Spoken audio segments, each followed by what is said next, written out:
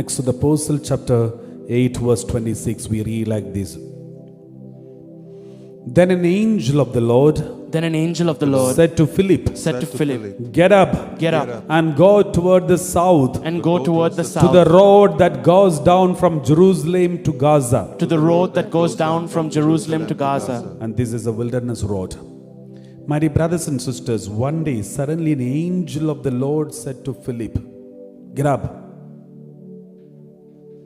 I don't know what Philip was doing, whether he was sitting or lying down or sleeping. Anyway, angel said, Get up. Go toward the south to the road that goes down from Jerusalem to Gaza. There is a wilderness road. Nobody normally stand in the wilderness road because it's not safe.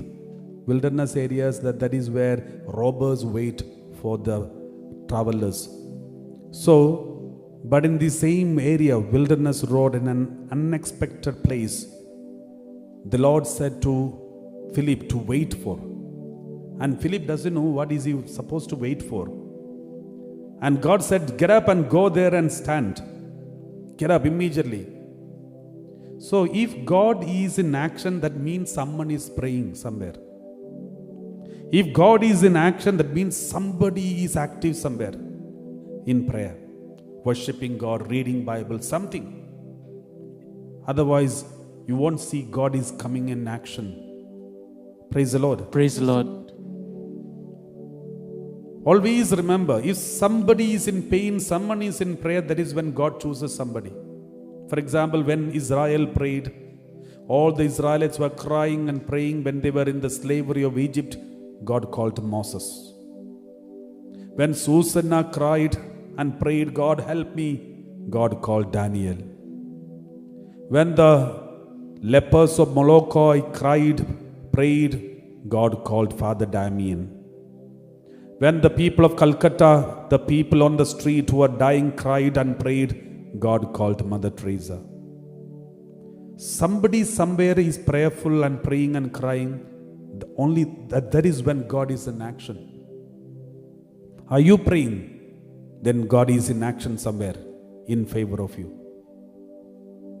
So then angel of the Lord said to Philip, Get up and go toward the south to the road goes down to the Jerusalem and stand there.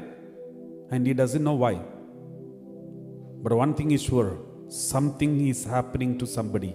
Somebody is in prayer. Somebody is sincerely knowing Jesus. Somebody sincerely worshiping God. Let's read verse 27. So he got up and went. Now, who is the one who was praying? Now there was an Ethiopian eunuch. A court official of the Candace. Queen of the Ethiopians. In charge of her entire treasury. He had come to Jerusalem to worship. Remember, an Ethiopian who traveled all the way from Ethiopia to Jerusalem. It's not an easy journey. It's a long, risky journey.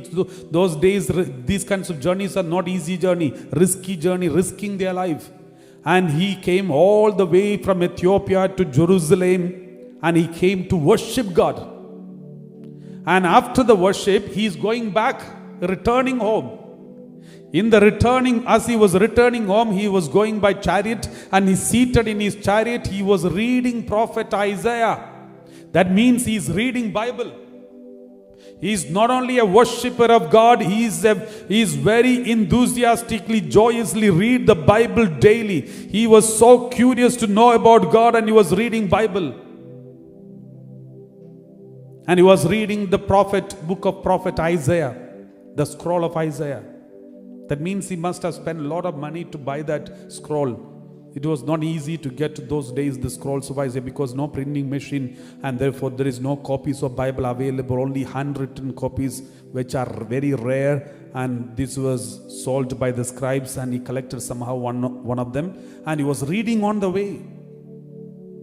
And that is why God told this Philip to get up, go and stand there. Because somebody whom I know, he is worshipping me and reading Bible. Therefore, I have to help him. That means anybody who is ready to worship God and read the Bible, God will help you somehow. There is no doubt about it.